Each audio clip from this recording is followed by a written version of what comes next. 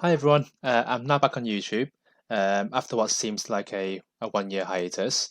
I haven't really had much need to make any more videos since last year, but now that I find myself at home during lockdown and teaching from home has given me a bit more free time, I guess.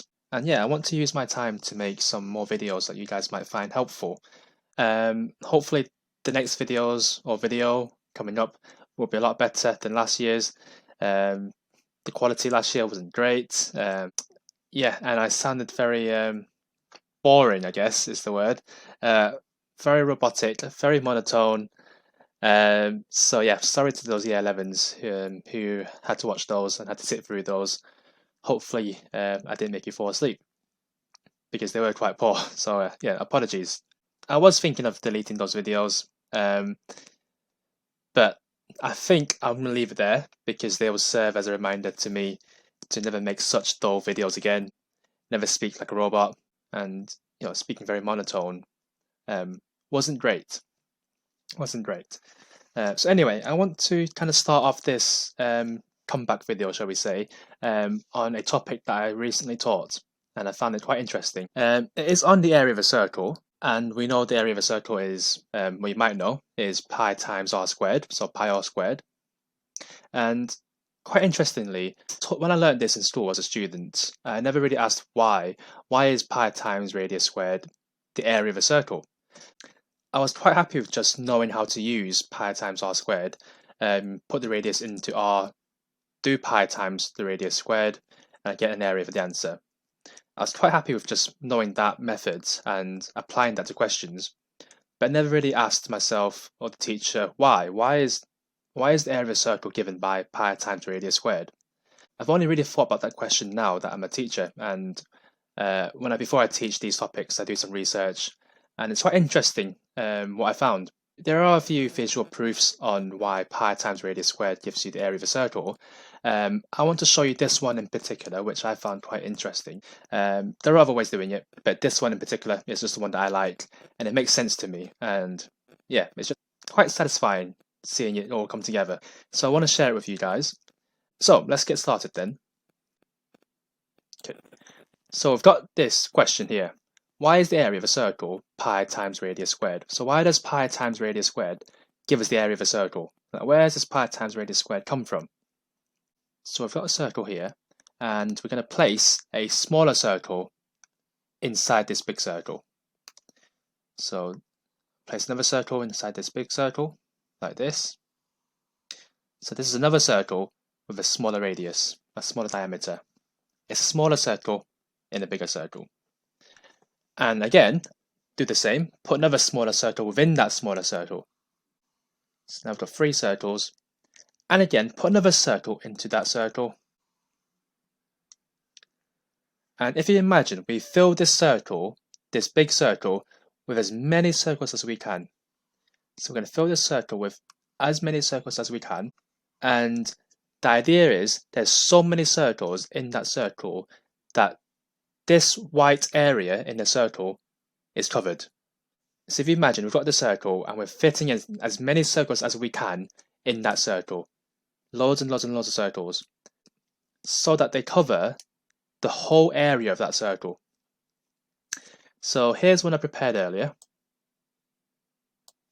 It's not perfect, you can still see some white area of that circle, but for the sake of this proof, let's imagine that circle has been completely covered by loads and loads of circles. So you can barely see any of that white area. Okay, and if we take now this outer circle, the very first circle that we had on the outside, if we take that circle and imagine that circle was made of string and we just cut it.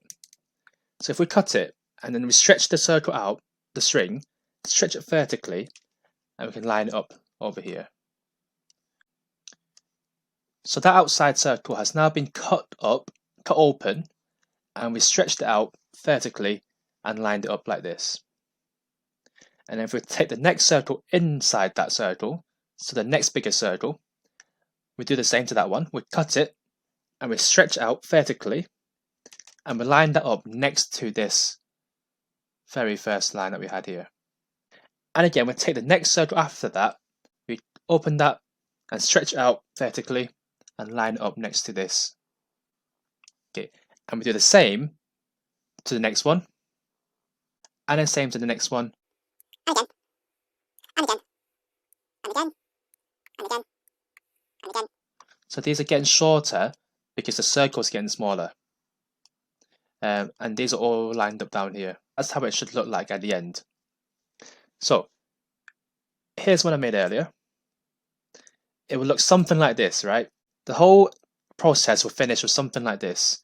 This triangle shape here. That is a triangle shape because if we have so many circles in this circle, then these will line up very, very close together and there'll be barely any difference in the height. A very, very smooth straight line here going across here like this. Very, very straight. And because there's so many circles, there wouldn't be any kind of white gaps in between these lines. So they'd be so close together that there don't be any gaps in between. This is a triangle.